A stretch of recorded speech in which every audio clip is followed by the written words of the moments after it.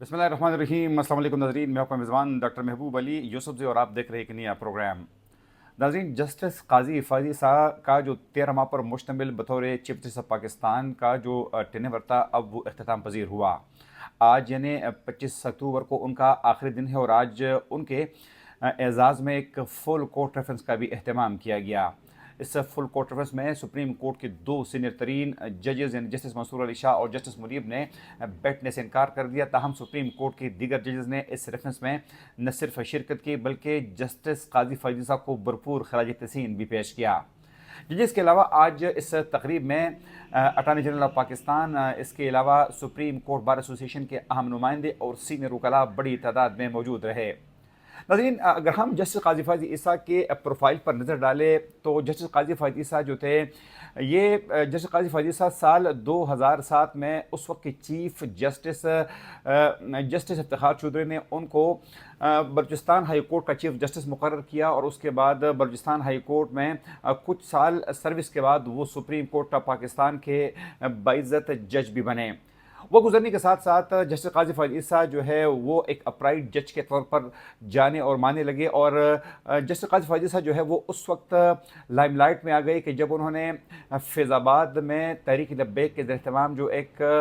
धरना दिया गया था, उस हवाले से जब उन्होंने फ़ैसला जारी किया और उस फैसले में उन्होंने न सिर्फ तहरीक लब्बैक के लोगों को अहकामात जारी किए, साथ में उस वक्त के जो DGC जो थे जनरल फैज़ हमीद, उनके हवाले से उनका ये कहना था कि ये जो धरना था तो उसको जनरल फैज़ हमीद की हिमायत हासिल थी। उसके बाद उन्होंने फ़ौज के इदारे को ये भी अहकामात जारी किए कि जनरल फैज़ हमीद के ख़िलाफ़ फ़ौरी तौर पर एक्शन लिया जाए और उनसे इंक्वायरी की जाए। उस वक्त इस्टेब्लिशमेंट ने जनरल फैज़ हमीद को इसके बजाय कि उनका हिसाब किताब कर लेती, जनरल फैज़ हमीद को उन्होंने प्रमोशन दी और बाद में वो लेफ्टिनेंट जनरल के ओहदे पर बुराजमान हो गए और वो ISI के DG भी बन गए। नाज़रीन, अगर हम काजी फ़ाज़ी साहब के हवाले से बात करें तो आज से तकरीबन 13 माह कबल काजी फ़ाज़ी साहब ने जब बतौर चीफ जस्टिस ऑफ पाकिस्तान हलफ ले रहे थे तो उन्होंने अपने साथ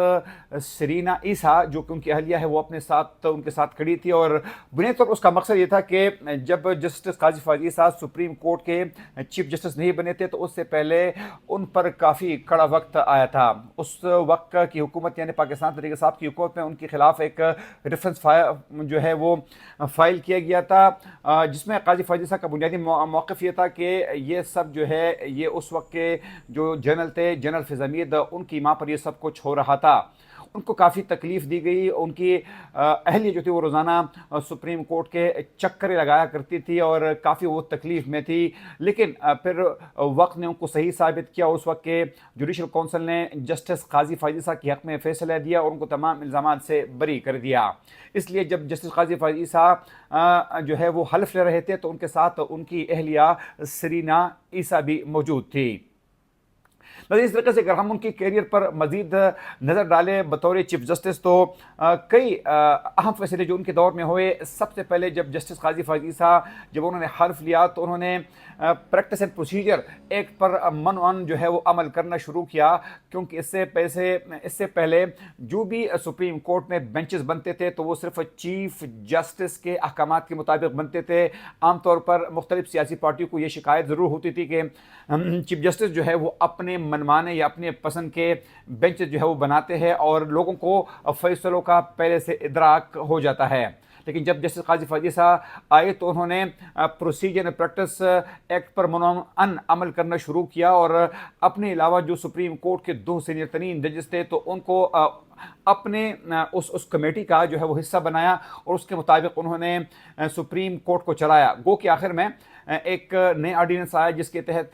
जो तीसरा सीनियर तरीन जज होता था तो उनके बजाय जो है चीफ जस्टिस को इख्तियार दिया गया था कि वो 5 जो सीनियर तरीन जजेस हैं उनमें से तीसरे मेंबर का इंतखाब वो कर सकते हैं।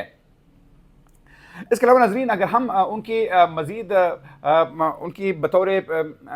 Chief justice supreme court of Pakistan کے حوالے سے ان کی کارکردگی کے حوالے سے بات کریں تو جو اہم فیصلے ان کے دور حکومت میں آئے، سب سے پہلے اہم فیصلہ یہ تھا کہ ان کے دور حکومت میں پاکستان کے سابق وزیر اعظم ذوالفقار علی بھٹو کا جو ایک ریویو پٹیشن آیا تھا پاکستان پیپلز پارٹی کی جانب سے، تو ان کا انہوں نے فیصلہ سنایا اور ان کے فیصلے کے مطابق ذوالفقار علی بھٹو کو اس وقت کی عدلیہ نے غیر قانونی طور پر پھانسی کی سزا سنائی تھی۔ تو گو کہ ذوالفقار علی بھٹو تو شہید ہو گئے ہیں، لیکن اس فیصلے کی کریکشن جو تھی وہ پاکستان پیپلز پارٹی کی بڑی خواہش تھی اور ایک لمبے عرصے تک ان کی پٹیشن سپریم کورٹ میں پڑی رہی، جس کو شاید دیگر ججز سننے کے لیے تیار نہیں تھے، ان کو ہاتھ لگانے کے لیے تیار نہیں تھے، لیکن جسٹس قاضی فاضل صاحب نے یہ تاریخی فیصلہ دیا۔ اس طریقے سے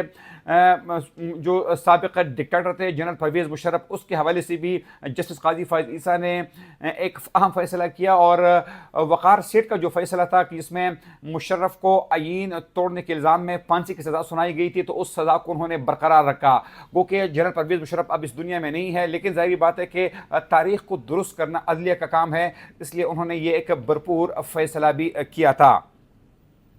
ناظرین ان کے دور حکومت میں جو ان کی سب سے زیادہ ناقد رہی ہے تو وہ پاکستان تحریک انصاف رہی ہے، جس کی ایک وجہ تو جس طرح ہم نے پہلے بیان کیا کہ بطور جج supreme court of Pakistan Tehreek Insaf کی دور حکومت میں ہی ان کے خلاف ایک ریفرنس دائر کیا گیا تھا، تو ایک پرانی مخاصمت ان کے ساتھ ضرور تھی، لیکن جب وہ بطور چیف جسٹس کام کرنا شروع کر گئے تو جو گزشتہ الیکشن ہوئے تھے فروری 8 کو، تو اس سے پہلے پاکستان تحریک انصاف کو جو بلے کے نشان سے محروم کر دیا گیا تھا، جب یہی فیصلہ سپریم کورٹ میں آیا تو سپریم کورٹ نے بھی وہ فیصلہ الیکشن کمیشن کا برقرار رکھا اور پاکستان تحریک انصاف کے کسی بھی امیدوار کو یہ اجازت نہیں دی گئی کہ وہ بلے کے نشان پر الیکشن لڑے۔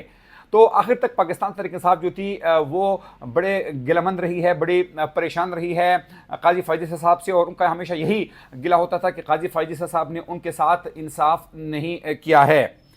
اس طریقے سے ناظرین جب جسٹس قاضی فاضل صاحب بطور چیف جسٹس کام کرتے تھے تو کچھ یوٹیوبر جو کہ سپریم کورٹ کی کوریج کرتے ہیں وہ ان سے انتہائی نالا رہے ہیں، اور ان کا ہمیشہ سے یہی ایک الزام ہوتا تھا کہ جسٹس قاضی فاضل صاحب کی دور حکومت میں ان کو مناسب عزت نہیں دی گئی۔ ظاہری بات ہے کہ جب جسٹس قاضی فاضل صاحب بطور جج سپریم کورٹ اپنی ذمہ داریاں جو ہے وہ نبھا رہے تھے، تو بعض اوقات جب لائیو سٹریمنگ ہوتی تھی تو ان کی وہاں پر وہ کلا سے بحث ہوتی تھی، ان کے ساتھ کافی مختلف حوالوں سے اختلاف ہوتا تھا، تو بعد میں